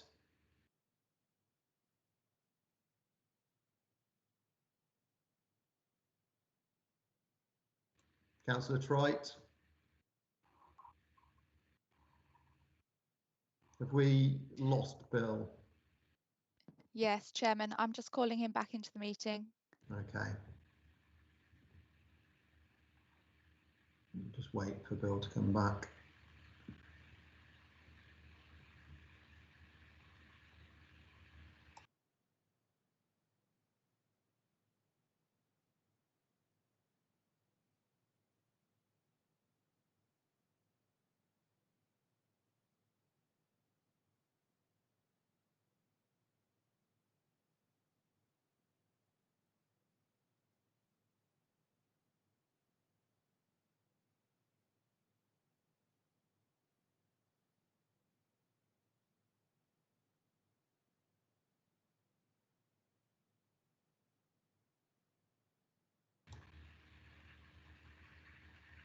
Susan, are we having any success with Bill?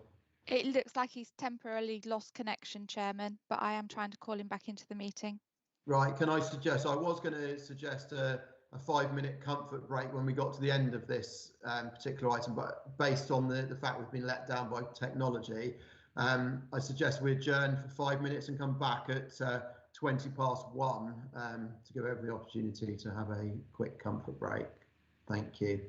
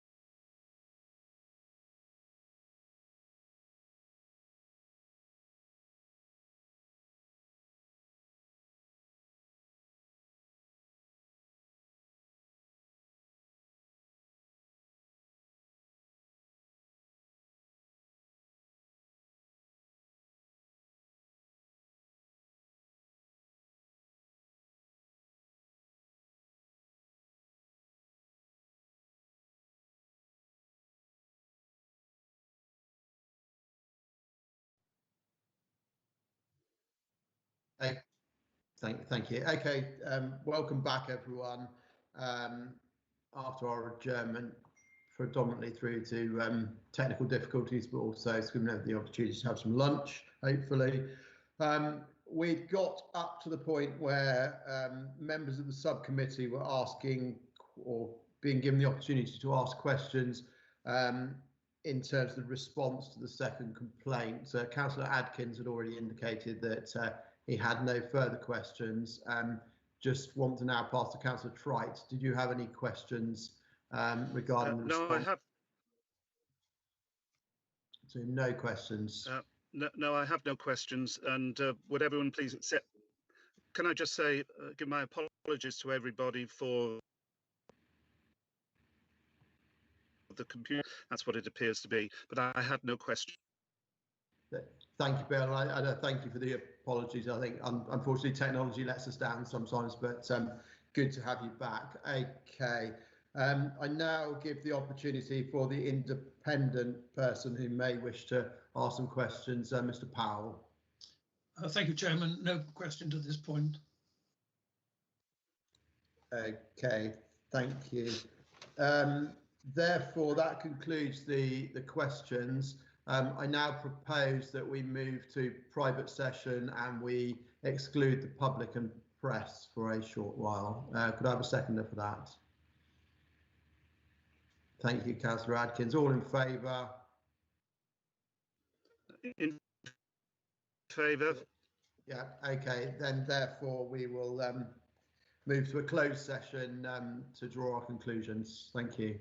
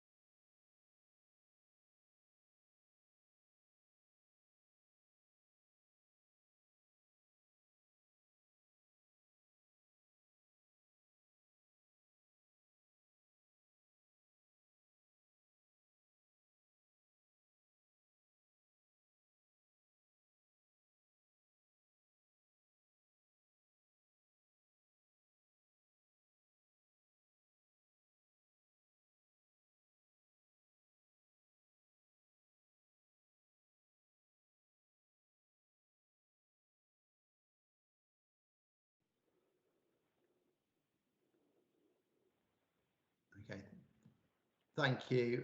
Now we resume back in the public session. So the subcommittee have reviewed all the documentation in the pack that was provided prior to the meeting. They've reviewed the videos and listened carefully to all the comments that have been made today by all parties. This includes the comments made by Councillor Tippin, which refer to Article 10 of the Human Rights Act, which we bore in mind whilst making our judgments. Nobody disputes that it is the right of a councillor to question others as part of their duties as a councillor. However, we feel that both Councillor Tippin's and Councillor Yeo's behaviour fell below the standards which were expected within the Shaftesbury Town Council Code of Conduct, specifically relating to section 2.1b, to treat others with respect. We acknowledge that Councillor Yeo did not use the word idiot, but feel he was complicit by his actions and comments afterwards. The committee feels that both councillors fail to understand the procedures and protocol for council meetings. We acknowledge that Councillor Tippins has already given an apology. However, we request that both councillors give an unreserved public apology at the next full council meeting of Shaftesbury Town Council, and that will be on public record. We instruct the monitoring officer of Dorset Council to request that from Shaftesbury Town Council that both councillors attend code of conduct training of approved standard within 4 months. And a reminder that this is the final decision. There is no right of reply and no right of appeal to Dorset Council. Thank you. We will now move on to item 9 of the agenda, which is a code of conduct complaint hearing number 3, which is 023/20. And I now invite Mrs. Andrews as the investigating officer to explain further. Thank you, Chairman. The detail of the complaint by Mr. Thrift relates to the code of the conduct of Councillor Yeo during an extraordinary meeting of Shaftesbury Town Council on the 2nd of June 2020 that was live streamed using Zoom. The meeting was to debate a motion of no confidence in one of the councillors, and Mr. Thrift alleges that Councillor Yeo failed to uphold the standards required by the Town Council's Code of Conduct. And whilst he was muted, as another councillor spoke, he could be clearly mouthing an offensive word whilst making the equivalent hand gesture in front of the camera, with no attempt to retract or apologise for his actions. I've watched the recording of the meeting on the 2nd of June on a number of occasions, and although not raised by Mr. Thrift in his initial written complaint, I also noted that on 6 occasions, Councillor Yeo also clearly mouthed another offensive word, and this was clearly audible on 1 occasion. Councillor Yeo was invited by the chairman to retract the audible word, but he refused to do so. I interviewed both Mr. Thrift and Councillor Yeo in respect of this complaint, and the detailed statements are appended to my report, and I don't intend to go through these in any detail. Councillor Yeo was given the opportunity to agree the notes of our interview that I drafted at Appendix B to my report as an accurate record of what was said during the interview, but again he chose to rewrite the interview record, and Councillor Yeo's extensive changes are shown in red on the second version attached to Appendix C. There are no disputed facts in respect of this complaint. The nature of the business being discussed at the meeting, i.e. a vote of no confidence in Councillor Tippins, meant that from the outset there was likely to be tension, and the body language of some of the members visible on the recording, I believe, demonstrates this. A copy of the recording of the meeting has already been provided to you prior to publication of the committee papers. What I did note, having watched the video, is that Councillor Yeo sought to raise a point of order, and in my view, the chairman did not give him a fair opportunity to indicate on which part of the standing orders he wished to make a point. However, whilst I accept Councillor Yeo would have been extremely frustrated by this, it does not remove his responsibility to abide by the Code of Conduct, nor in any way excuses his choice of language or the gestures used during the meeting. Whilst the words were not made directly to the camera on every occasion, the expression used that resulted in Mr. Thrift making his complaint was clearly intended to be viewed by anyone watching the broadcast. When I asked Councillor Yeo about his conduct, he did not deny his actions and even stated he felt they were, and I quote, necessary and appropriate, and his reasoning for this is set out in the record of the interview. As I said earlier, democracy often involves debating differing opinions and expressing, challenging and disagreeing with views and ideas and opinions, and we all recognise that that's part of healthy democracy. But in my view, there is never an excuse for this not to be done professionally and with respect. In conclusion, my view is that the conduct of Councillor Yeo was childish, unprofessional, offensive and wholly disrespectful to fellow councillors, staff and members of the public viewing the meeting, and I'm of the opinion that Councillor Yeo was in breach of the Code of Conduct by failing to treat his fellow councillors with respect, and his behaviour could reasonably be regarded as bringing his office or the council into disrepute. Thank you, Chairman.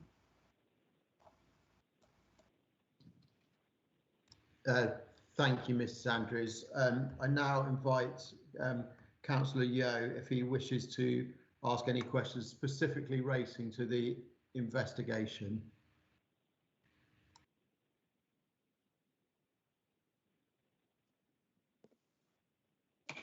Well, it's just, again, it's Mrs. Andrews' opinions, and I'll address all the other points in a minute when I get to speak. Okay, thank you, Councillor Yeo. Could I ask members of the subcommittee whether they have any questions to ask the investigating officer? Councillor Adkins. No questions. As we've seen today, we've got quite an extensive report, and thank you. Thank you. Councillor Trite. No, I have no questions either. Thank you. Our independent person, Mr. Powell, have you got any questions? No questions, thank you, Chair. Thank you. Then I invite Councillor Yeo to give a response to the investigation. Okay, lots of things. I've already mentioned, but for the benefit of the people who've just joined this meeting, I've already complained to Chief Executive Officer Matt Prosser about this, and the whole procedures for these 3 Code of Conduct complaints. I am referring to the Council Ombudsman. I have not done anything serious in any of these Code of Conduct complaints. I find it hard to believe you just found me guilty of something that I never even said in the last meeting. So I just find it amazing. Anyway, I've not done anything serious like voting to allow money to go to my own charity. I haven't told any lies. I haven't done anything unlawful in this occasion either. The Localism Act states that only serious things should be investigated under a Code of Conduct, and Judge Eric Pickles said he brought in the Localism Act to stop abuse of the Standards Committee, and petty and vexatious complaints should not be pursued, and clearly yet again one of them has. The only thing I wanted on the occasion of this meeting was lawful conduct of a meeting, and the malicious bullying and defamation and harassment of Karen Tippins, who was a councillor, to be exposed and stopped. Mr. James Thrift, who made this complaint against me, is yet another Code of Conduct complainant who is on very good terms with our town clerk, Mrs. Claire Commons, who forecast lots of Code of Conduct complaints being made, amazingly. He is also on very good terms with several of the town councillors who organised this disgusting town council meeting that his complaint against me pertains to. Before this disgusting meeting, which was an extraordinary full council meeting, 9 out of the 11 councillors wrote a shocking letter to Councillor Tippins just after they heard from Mrs. Commons, the town clerk, that Councillor Tippins' mother had died. They wrote to her and said that unless she resigned from being a town councillor, they would do this meeting, i.e. a public vote of no confidence against Councillor Karen Tippins. They knew she was in a very bad state because her mother had died, but their intent was clearly to bully her off the council when she knew that she was grieving for her mother. Councillor Yeo, can I just interrupt? This isn't relevant to the complaint against you. Can you keep to the facts of the investigation and the matters in hand? Thank you. Well, I'm sorry. It is all relevant. It's totally relevant. The meeting chairman was also one of these people who put his name to the letter, so he was therefore totally biased. He was the mayor, Tim Cook, Dorset councillor for the Liberal Democrats as well. So they'd already threatened her with this meeting, and then they did the meeting. It was a vote of no confidence in Councillor Karen Tippins. It was widely seen in the press because the town council ensured it was widely seen in the press. They wanted to put maximum pressure on Councillor Karen Tippins, hoping that she would resign. Councillor Yeo, can I just interrupt, please?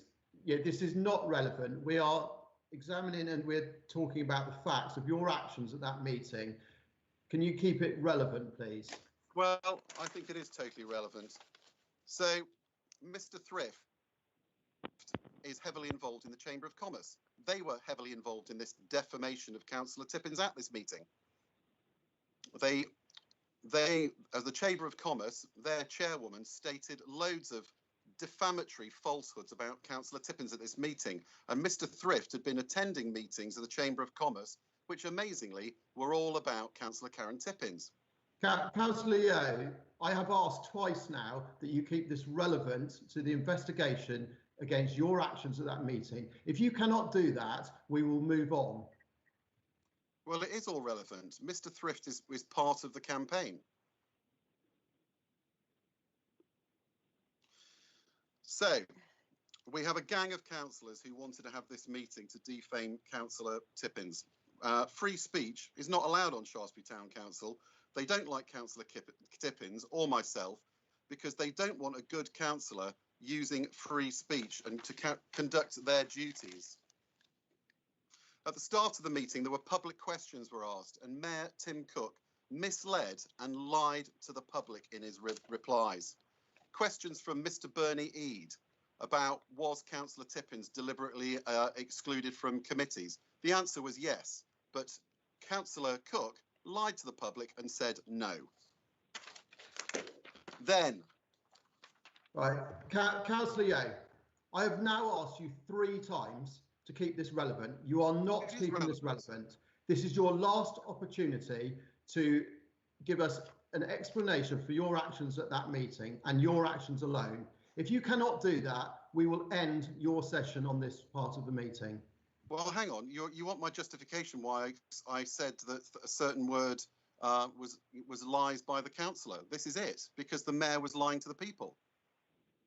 That's the justification. Are you telling me it's okay for the mayor of Shaftesbury to lie to the people? Then the meeting got underway, having the mayor, who was also the chairman, having lied to the people. Then I wanted to make correct and lawful points of order. However, I was prevented from doing so because clearly what they wanted was a non-stop, one-way defamation of Councillor Tippins. I correctly wanted to make points of order. However, Mayor Cook, who had lied to the people at the start of the meeting, kept telling me that I needed to quote a standing order reference number, which is unlawfully untrue. I can explain in words what was going wrong. You are clearly not allowed to defame a councillor in public with fabricated, defaming lies about her. However, that's exactly what they wanted, a one-way, non-stop defamation of Councillor Tippins. So, what they then did is they again broke the law and they switched my microphone off, which is against the 2020 COVID-19 regulations on holding public meetings, which clearly states that councillors must be heard and must be seen at all times. But they wanted to prevent democracy. They wanted to prevent my right to speak up against lies and bullying. And again, we've heard about the Human Rights Act, Article 10, free speech, free expression. They didn't want that. They just wanted to defame Councillor Tippins. So when they switched my microphone off, what else could I do? I used a well-known hand signal which showed my disdain for the disgusting conduct of the people in this meeting.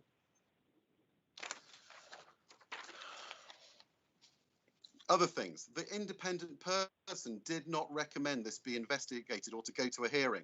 So again, why are Dorset Council not investigating councillors who have actually been reported for serious things, and I'm being investigated for this. Councillor Yeo, can you keep this relevant to your investigation? It's all relevant.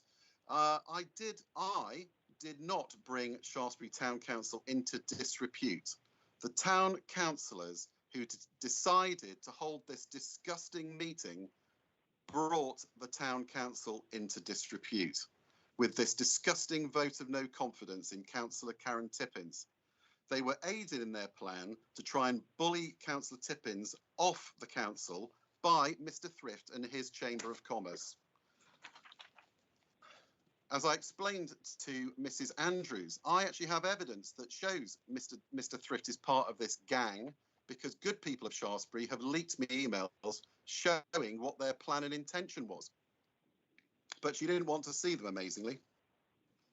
So, because I stood up for what was right against a disgusting meeting to defame a councillor with unfounded, malicious, unproven and totally made up allegations by the town clerk, and because I exposed this, Mr. Thrift has clearly decided to victimise me because I dared to stand up for Councillor Tippins and speak out against his Chamber of Commerce organisation, who had organised an online hate petition against Councillor Tippins. It's amazing, isn't it, that in the whole wide world, only one person saw fit to complain about me, and that was Mr. James Thrift. I can tell you, the other people in Shaftesbury have all been commending me for what I did in this meeting, standing up against malicious, malignant bullies who wanted to destroy the reputation of the best town councillor in Shaftesbury. She's got double or treble the votes of any other councillor. So,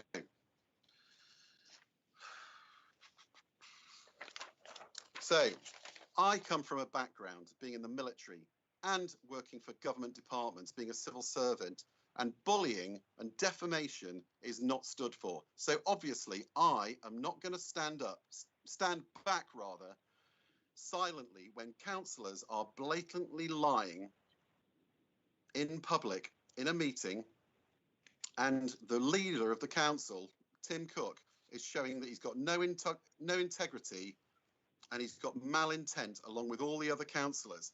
Neither am I going to stand back and not say anything when a gang of extremely unpleasant councillors are doing their best to ruin another good councillor's reputation. Councillor Yeo, you are now repeating yourself. I think we have a feeling for how you feel about this. Can you please move on?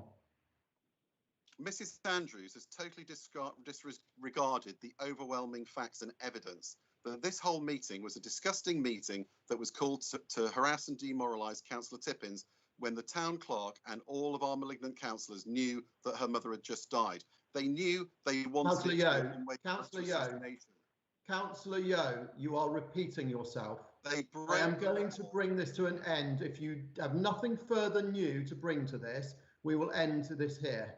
They broke the law to stop me exercising my lawful right to make correct points of order and to stop unlawful defamation of a councillor.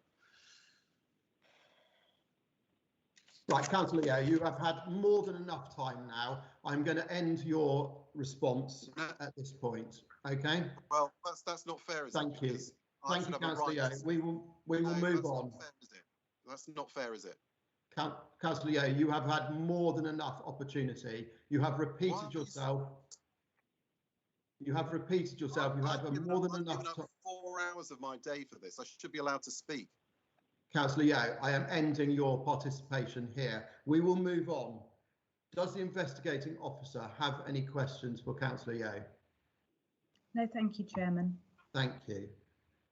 Does the complainant, Mr. Thrift, have any questions for Councillor Yeo? Okay, so no. No, none, thank you. Thank you very much. Do members of the subcommittee have any questions for Councillor Yeo? Councillor Trite. Just one. I don't know whether it was a slip of the tongue, but Councillor Yeo definitely referred to the other councillors on Shaftesbury Town Council as, I quote, malignant councillors. Does he want to withdraw that or change it? No, not really. I can explain it to you if you want. But you don't wish to change it. I don't ask you for an explanation for it. I merely ask whether you wish to change your mind about using that expression. I think it's a very good expression. What's wrong with it? It's true. I'm afraid on this occasion I'm asking the question. You don't want to change it. I understand. Thank you. Thank you, Councillor Wright. Okay. And lastly, our independent person, Mr. Powell, have you got any questions? No question, Chair. Thank you. Thank you.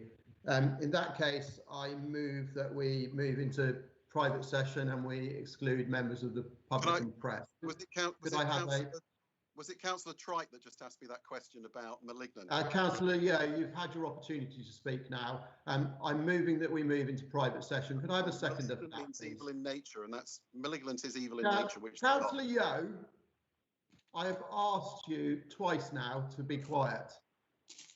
I'll move into private session. Could I have a seconder for that? I Thank second. you, Councillor Adkins. All those in favour? In favour. Thank you. We'll now move into private session.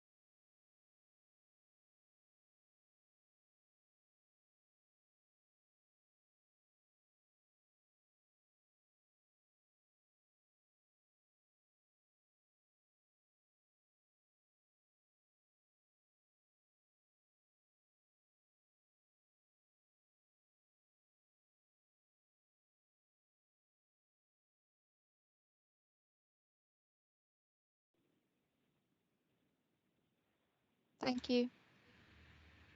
Thank you. Okay.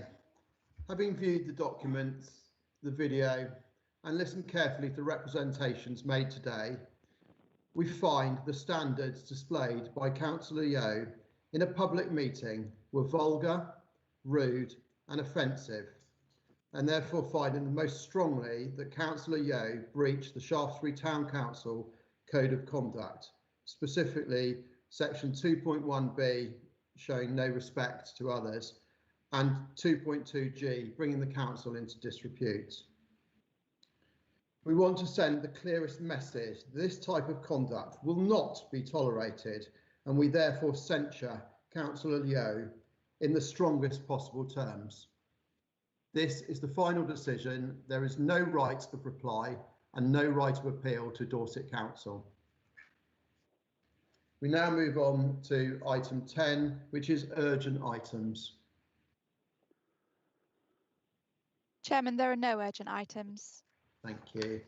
And item 11, exempt business. There is no exempt business today, Chairman. Thank you all very much. Thank you everyone for their time. I now close this meeting at 15:40. Thank you very much. Thank you very much, Chairman. Thank you, Chair. Thank you, Chair.